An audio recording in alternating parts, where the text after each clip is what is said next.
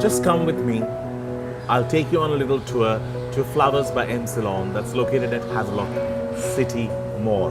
Now here is a chance for you to dream and recreate any synopsis that's in your head in terms of making it absolutely gorgeous. With flowers not only that are grown here in Sri Lanka, but also flowers from across the world could be brought down through Flowers by M. Ceylon. These guys have made a name for themselves in Sydney, Australia. They have opened their second branch here in terms of their industry expertise. They have been in the business for so long, so now it's just a matter of us enjoying their expertise. So go visit them today, make that booking and celebrate your special occasions with a touch of class, as Flowers by M. Ceylon really adds that.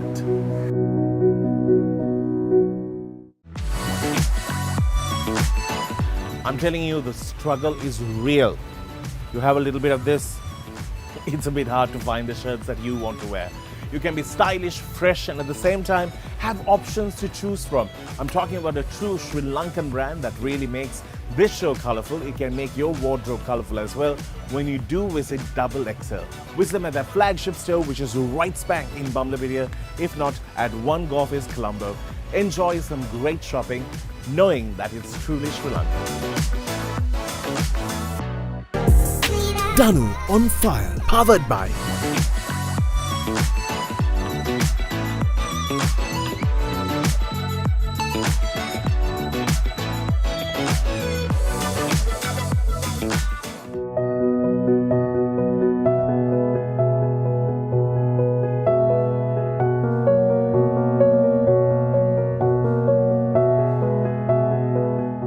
I just say it.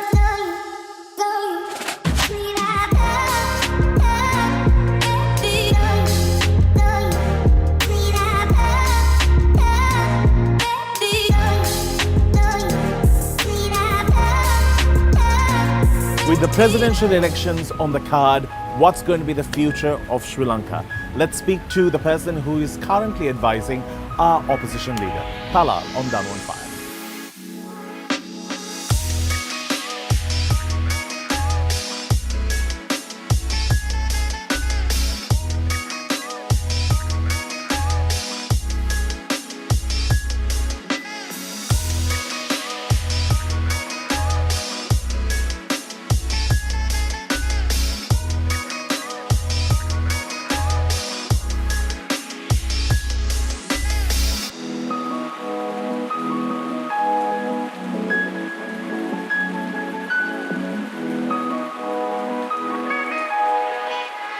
It's time for another episode of Danu on Fire, and with me I have Talal. We're checking out the Breeze Bar.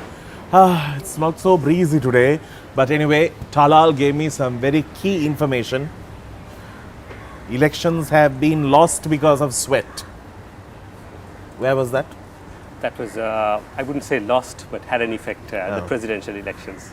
Nixon and Kennedy in the US. And Kennedy won because Nixon had sweat patch.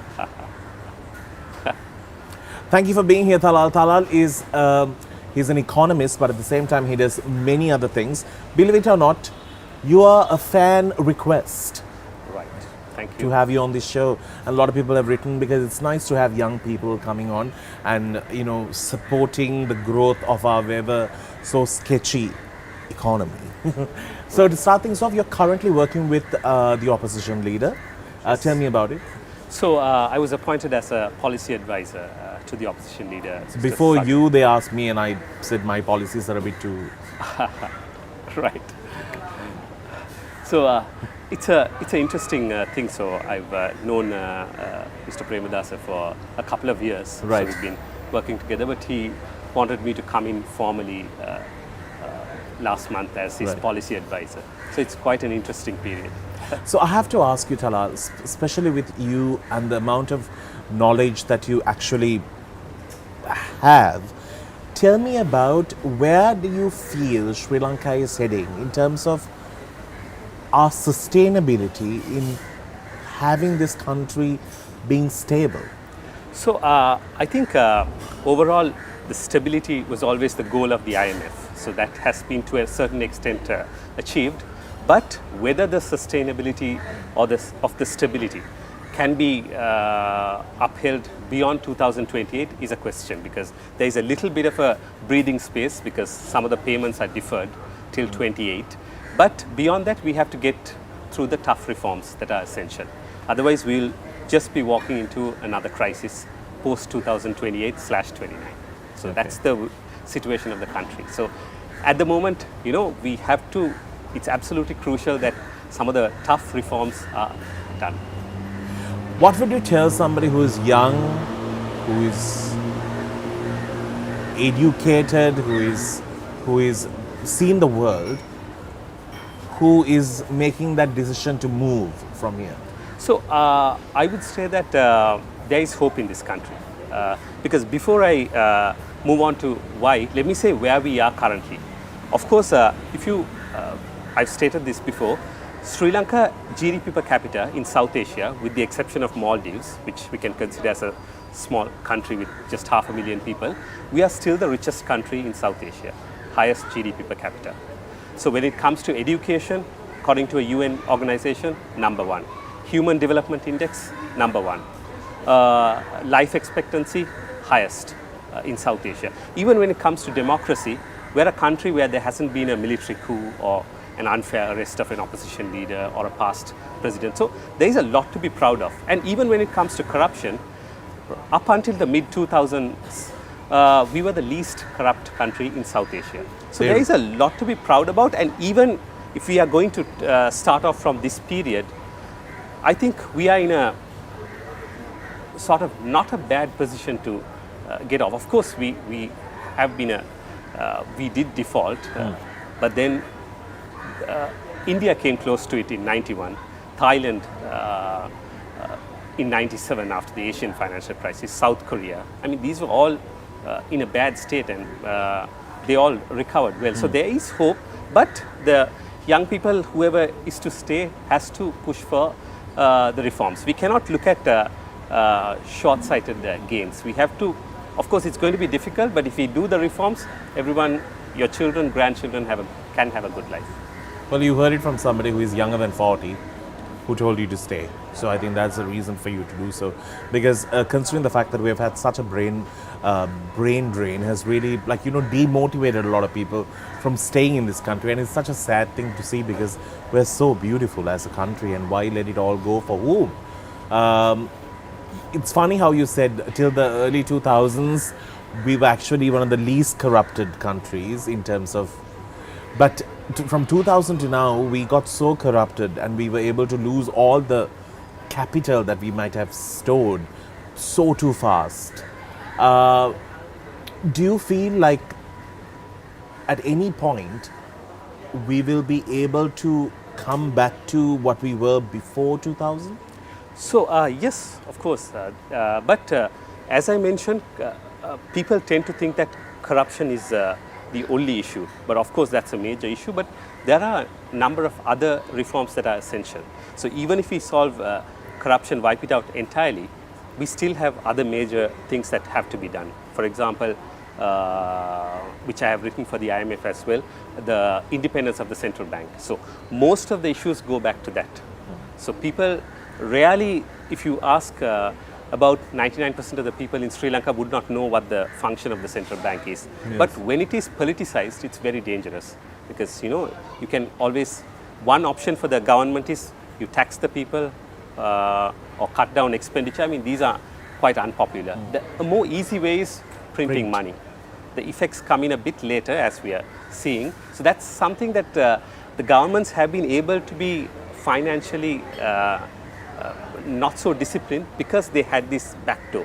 Like for example, if you look at Sri Lanka, almost 76 out of 76 years, we have never balanced our budget. We always spend more than we receive. So anybody who is running a family knows that you cannot sustain that. It's not possible to earn 250,000 and keep spending 350,000. At the end, somebody is going to pay. I think we are paying. Yes. There you go. All right, we need to get into a break. When we do come back, I'm going to speak about the opposition leader and why, in his opinion, he didn't take up the leadership when it was given. We'll see you after the break. Do stick around. It's not.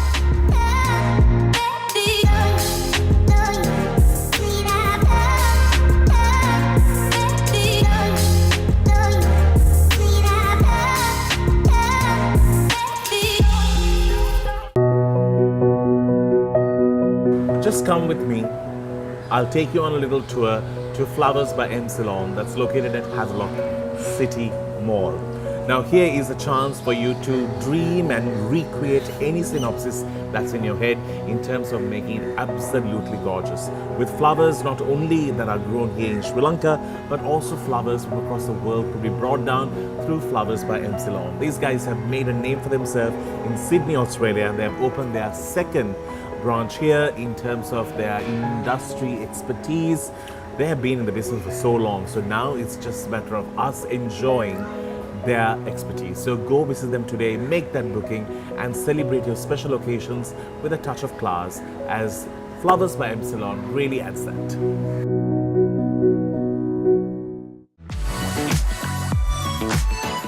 I'm telling you, the struggle is real. You have a little bit of this, it's a bit hard to find the shirts that you want to wear. You can be stylish, fresh, and at the same time have options to choose from. I'm talking about a true Sri Lankan brand that really makes this show colorful. It can make your wardrobe colorful as well when you do visit Double XL. Visit them at their flagship store, which is right spank in Bumlabidia, if not at One Golf is Colombo. Enjoy some great shopping, knowing that it's truly Sri Lankan. Danu on Fire, powered by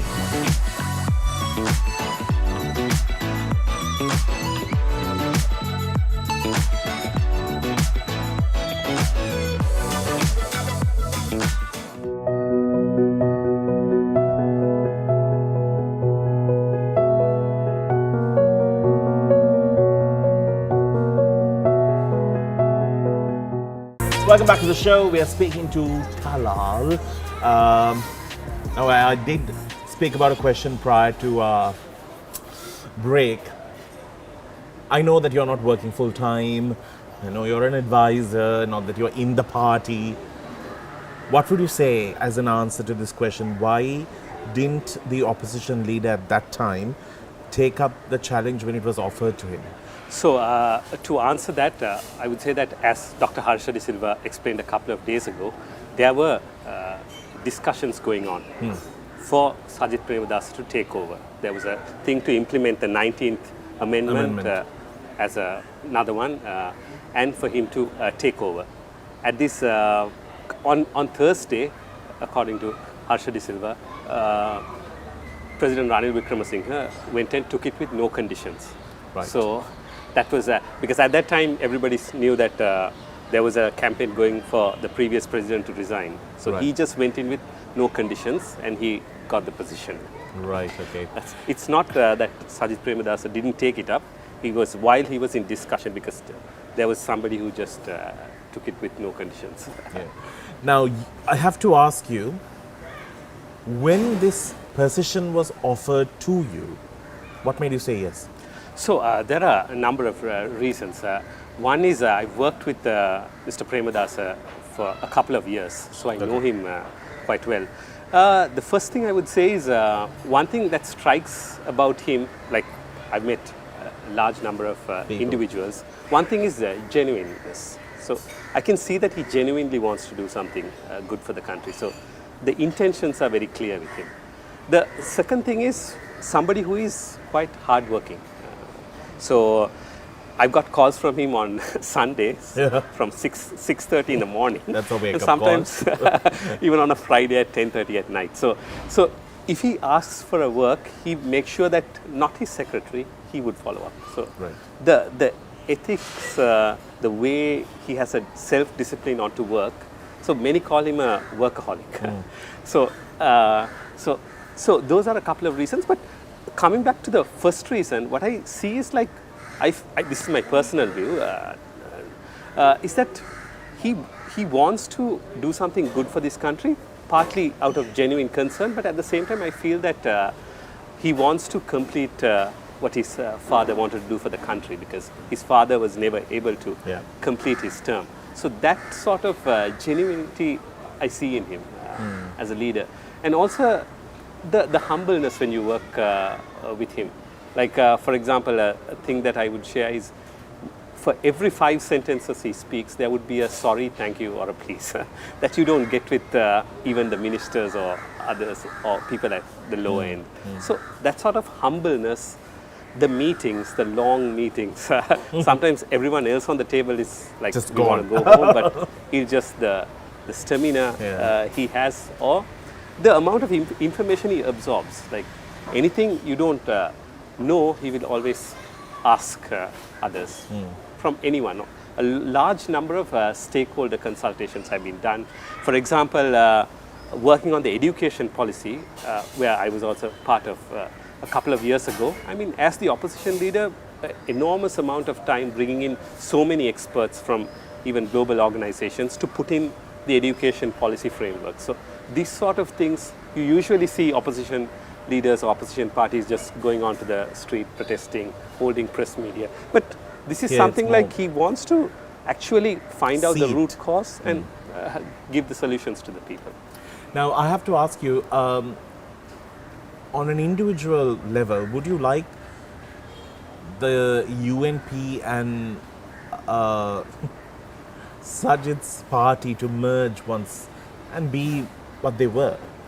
So, I mean, that is not for me to decide, but I think On a there is personal level? Yeah, on a personal level, I would say that there is a bit of differences, as Mr. Premadasa policies, himself says. I mean, the SJB is capitalism with a human face. Right. So, we are a bit like the economic team says, SJB stands for the UNP of J.R. Jayawardena and Ranasinghe Premadasa. So Right. there has been a sort of a shift Shift. with Ranil Wickramasinghe. Right. There's always the reason is because as a small country, we're battling with keeping tabs on the amount of political parties that are actually available. Apart from the fact that which are represented in the parliament, we have so many parties. So I think for a small country and a parliament of, well, a lot of ministers and members of parliament, I don't think we need so much of. That's what my opinion. I have to ask you, when you were growing up, what did you want to be? So, I mean, I never had a sort of a, when I was Fixed. young, fixed in school, there were many things. For example, though not entirely my decision, I went to the UK. I was in London initially to study civil engineering. Right. But I dropped out and, I Moved wanted into to this. pursue more on the business/economic side. Right. So that got me to places afterwards. And also after completing my studies in the UK, I had an opportunity to work there. But I was like, I always wanted to come back. Come back home. Even for the summer holidays, rather than there, I'd be here. Yeah. So there is something like, even right now, I wouldn't really want to leave the country unless I had no other choice. I'm totally with you. There's no place like home, especially Sri Lanka. We are just too blessed to let this go. We'll see you after the break. Do stick around. We'll come back and speak more about what makes him him after this. Do stick around. This is Danu on Fire.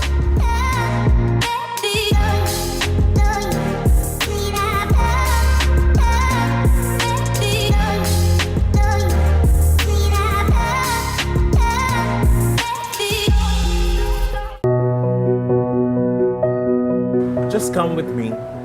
I'll take you on a little tour to Flowers by M. Ceylon that's located at Havelock City Mall. Now here is a chance for you to dream and recreate any synopsis that's in your head in terms of making it absolutely gorgeous. With flowers not only that are grown here in Sri Lanka, but also flowers from across the world could be brought down through Flowers by M. Ceylon. These guys have made a name for themselves in Sydney, Australia. They have opened their second branch here in terms of their industry expertise. They have been in the business for so long, so now it's just a matter of us enjoying their expertise. So go visit them today, make that booking, and celebrate your special occasions with a touch of class, as Flowers by M. Ceylon really adds that.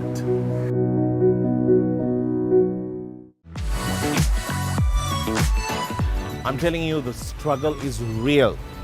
You have a little bit of this, it's a bit hard to find the shirts that you want to wear. You can be stylish, fresh, and at the same time have options to choose from. I'm talking about a true Sri Lankan brand that really makes this show colorful. It can make your wardrobe colorful as well when you do visit Double XL. Visit them at their flagship store, which is right spank in Bamlavidia, if not at One Golf is Colombo. Enjoy some great shopping, knowing that it's truly Sri Lankan. Danu on Fire, powered by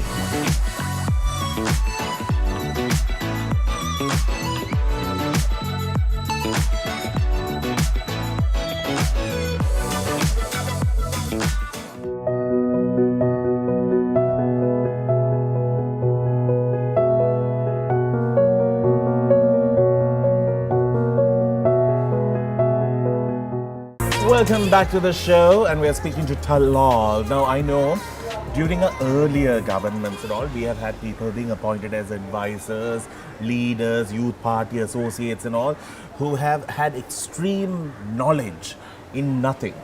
So I want to know, what makes you the candidate who is fit to do this? Tell me some of the areas that you have worked in and what sort of kept this interest alive in you. So, starting off, just to give a brief background, so I completed my studies in the UK, briefly worked there. Then, as I mentioned, came back to Sri Lanka, and my first dive was into entrepreneurship. Right. So we had a co-working space, digital marketing firm, and then I moved into the development sector. I was working for a project with USAID, so where I was instrumental in leading the development of a mentoring platform to develop entrepreneurship. And yet again, I moved into another World Bank project with Moratuwa University, where part of the committee's work was to commercialize university projects. So these were a couple of experiences into entrepreneurship and SME development. So from that area, I was like, I used to, for example, involved with the World Economic Forum. I still co-chair the Global Plastic Innovation Network Action Group of the World Economic Forum. I write for them and been on committees for gender equality at Chatham House. But then I moved into Deloitte. So Deloitte gave me a real experience on the global stage. I was on their global ESG operations team.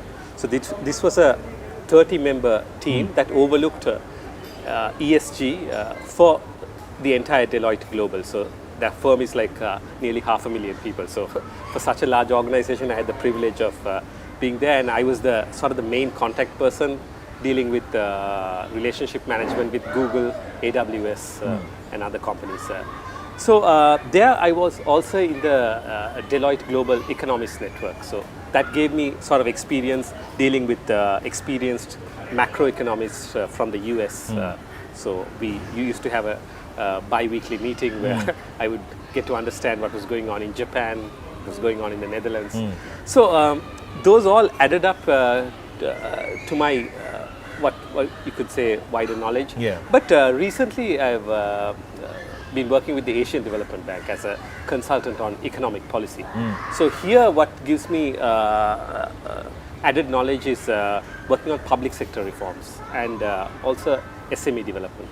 So these, along with being part of various committees, for example, being with the National Agenda Committee of the Ceylon Chamber of Commerce or being on an advisory committee at the Export Development Board, so gave me a wider understanding. But what really drove me again to come into policy was that once I stepped into the development sector, I saw that, what can be done and what needs to be done.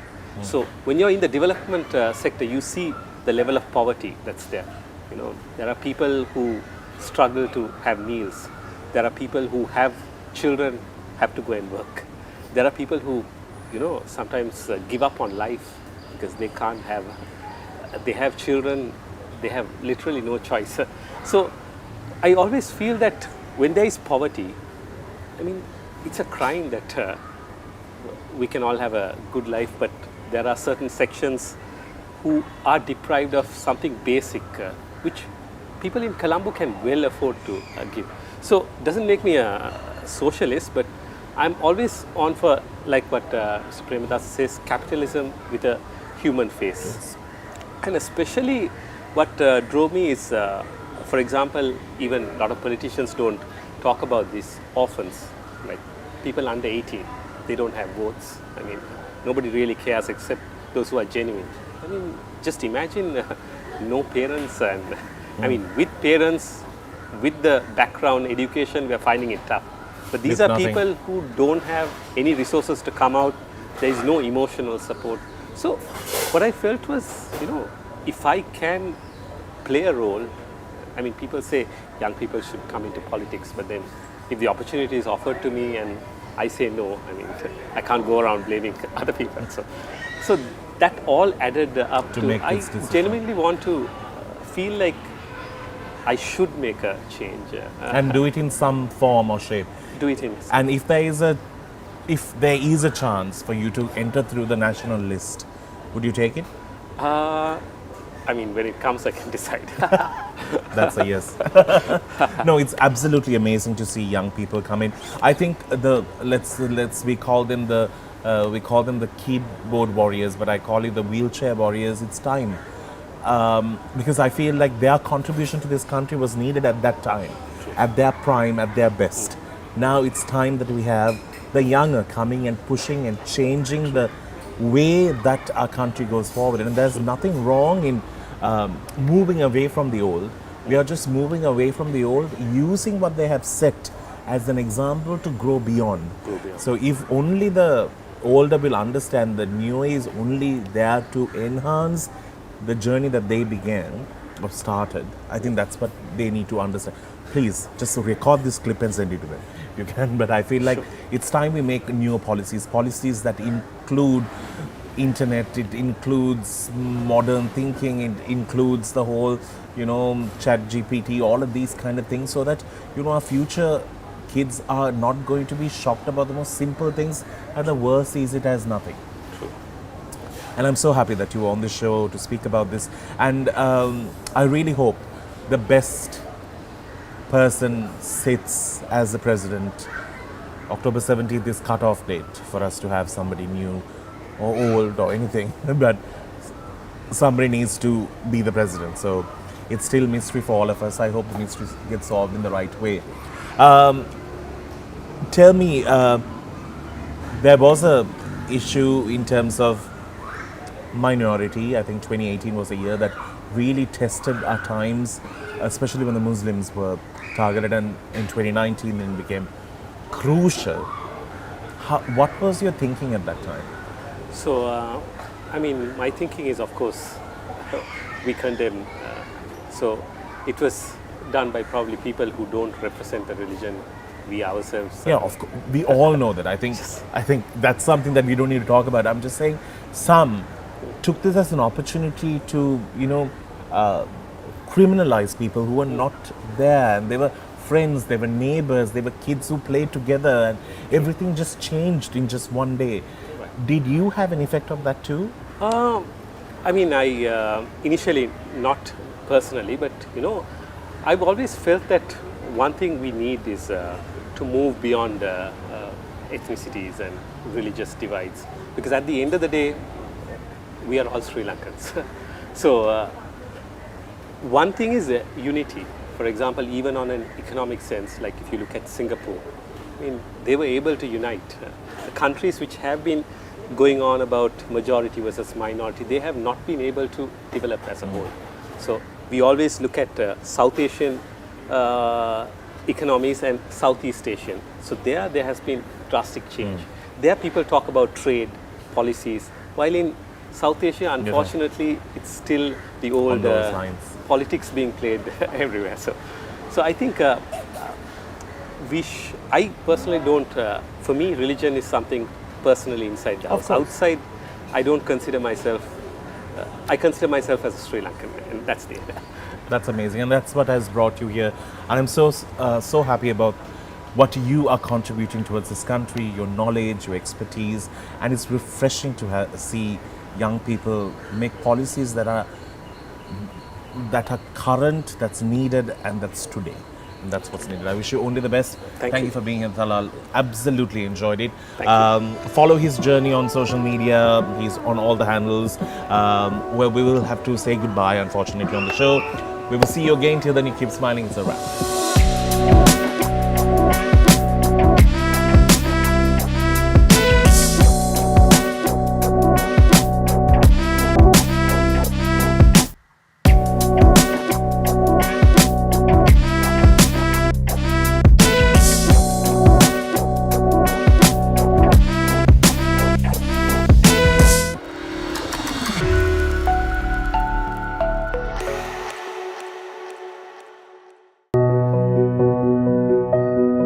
Just come with me. I'll take you on a little tour to Flowers by M. Ceylon that's located at Havelock City Mall.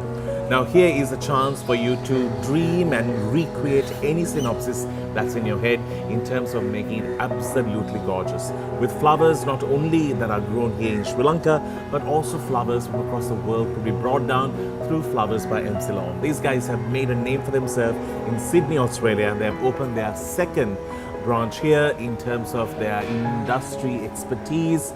They have been in the business for so long, so now it's just a matter of us enjoying their expertise. So go visit them today, make that booking and celebrate your special occasions with a touch of class, as Flowers by M. Ceylon really adds that.